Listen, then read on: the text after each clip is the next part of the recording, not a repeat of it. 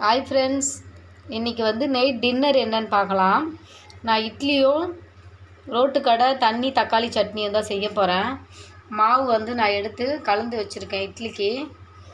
அப்புறம் சட்னிக்கு தக்காளி, வெங்காயம், பச்சை மிளகாய், பூண்டு எடுத்து வச்சுருக்கேன். அது எப்படி செய்கிறதுன்னு பார்க்கலாம். இப்போ நம்ம சட்னி செய்கிறதுக்கு குக்கரில் நான் தக்காளி போட்டுக்கிறேன். நான் 3 பச்சை மிளகாய் எடுத்திருக்கேன். பூண்டு ஒரு 10 பல்.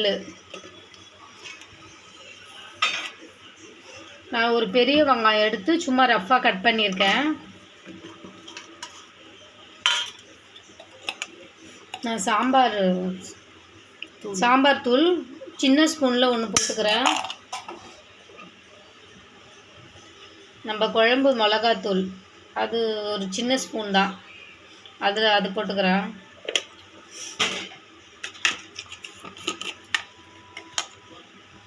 கால் ஸ்பூன் மஞ்சள் பொடி. கல் உப்பு வேணாலும் சேர்த்துக்கலாம். என்கிட்ட சால்ட் உப்பு இருக்குது, கல் உப்பு இருக்குது. நான் கொஞ்சமாக கல் உப்பு சேர்த்துக்கிறேன். கலருக்கு நான் வெறும் மிளகாத்தூள் போட்டுக்கிறேன். உங்கள்கிட்ட காஷ்மீரி மிளகாத்தூள் இருந்தால் போட்டுக்கோங்க. இது கார மிளகாத்தூள் தான். நான் பச்சை மிளகா கொஞ்சம் தான் போட்டிருக்கேன். அதனால கலருக்கு மட்டும் சின்ன ஸ்பூனில் ஒரு ஸ்பூன் போட்டுக்கிறேன். தண்ணி நிறைய ஊற்ற வேணாம்.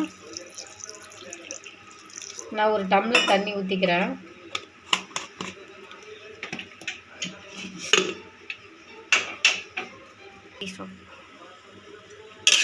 இதை லைட்டாக கலரி கொடுத்துக்கலாம்.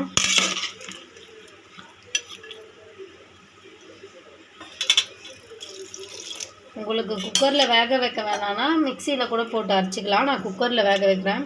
இது 7லேருந்து ஒரு 8 விசில், அது உங்கள் குக்கரை பொறுத்தது. நான் ஒரு 5-6 விசில் வச்சு எடுத்துக்கிறேன். இப்போ நான் குக்கர் வச்சு அடுப்பு பற்ற வச்சுக்கிறேன். ஒரு 6 இல்லை 7 விசில் விட்டுக்கலாம். அது வரைக்கும் வெயிட் பண்ணலாம் நம்ம. இப்போ நான் குக்கரில் வச்சு எடுத்துட்டேன். ஒரு 5 விசில் தான் வச்சேன். இதை மத்தில் கடைஞ்சாலும் கடைச்சிக்கோங்க, இல்லை மிக்சியில் போட்டு அரைச்சாலும் அரைச்சிக்கோங்க. நான் இட்லி ஊற்றுறதுக்கு இட்லி பானை வச்சு அதில் தண்ணி ஊற்றி வச்சுருக்கேன். அப்புறம் இட்லி தட்டில் எண்ணெய் ஊற்றி வச்சுருக்கேன். இட்லியும் ஊற்றிக்கலாம் நம்ம.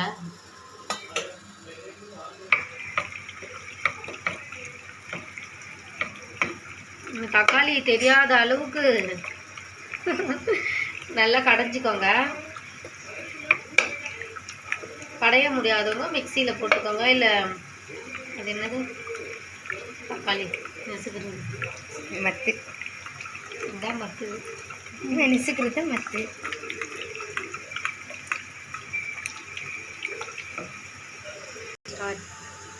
இட்லி பானை நல்லா கொதிச்சிச்சு. நான் இட்லி ஊற்றிக்கிறேன். நேற்று தான் அரைச்ச மாவு, அதனால ஒரு 2 நாளுக்கு இட்லி ஊற்றுனா நல்லா வரும்.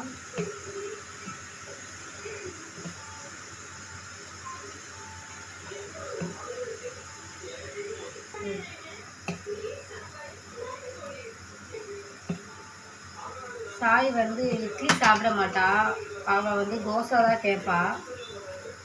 சாய்க்கு சாப்பிடும் போது ஒரு தோசை ஊற்றி கொடுத்துக்கலாம்.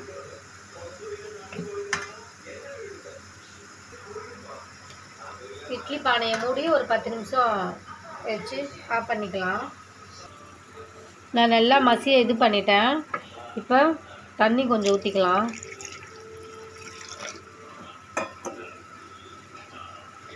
நான் உடச்ச கடலை, பொட்டு கடலை கூட சொல்லுவாங்க, 2 ஸ்பூன் எடுத்து மிக்சியில் அரைச்சி தண்ணி ஊற்றி கரைச்சி வச்சுருக்கேன். இது இப்போ ஊற்றிக்கினாலும் ஊற்றிக்கலாம், கொதிக்கும் போதும் ஊற்றிக்கலாம். நான் இப்போயே ஊற்றிக்கிறேன்.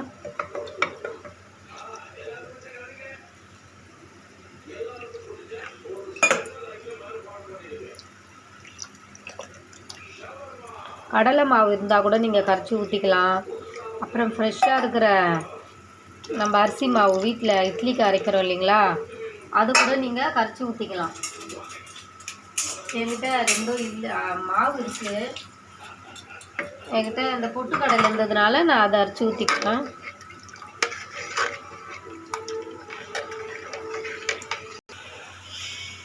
நம்ம தாளிக்கலாம்.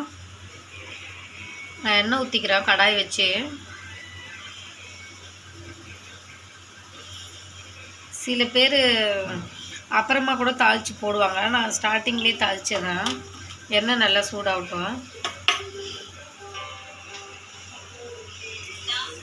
எண்ணெய் நல்லா சூடாயிடுச்சு. கடுகு உளுந்து போட்டுக்கிறேன்.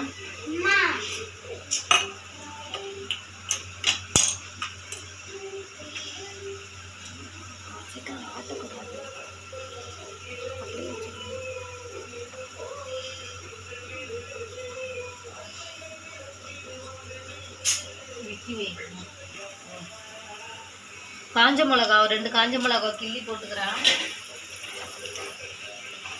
இந்த காரம் நிறைய சாப்பிடுவீங்கன்னா பச்சை மிளகா காஞ்ச மிளகா நல்லா சேர்த்துக்கோங்க. கொஞ்சம் பெருங்காயத்தூள் போட்டுக்கிறேன்.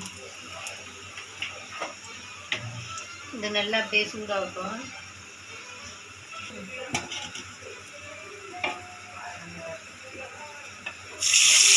இந்த தக்காளி கடைசியில் இதில் ஊற்றிக்கலாம்.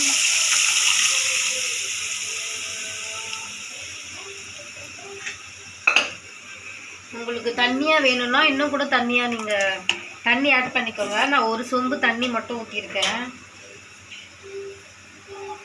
இது நல்லா கொதி வரட்டும். இன்னும் கொஞ்சம் நீங்கள் தண்ணி வேணுன்னா கூட கொதி வந்த பிறகு கூட ஊற்றிக்கலாம்.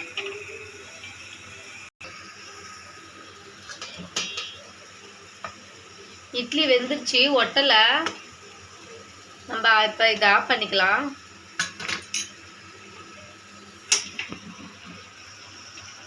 இது நல்லா கொதிக்குது. கொஞ்சம் திக்காக தான் இருக்குது. நான் சும்மா ஒரு அரை சொம்பு தண்ணி ஊற்றிக்கிறேன். உங்களுக்கு வேணும்னா இந்த ஸ்டேஜில் நீங்கள் ஊற்றிக்கோங்க.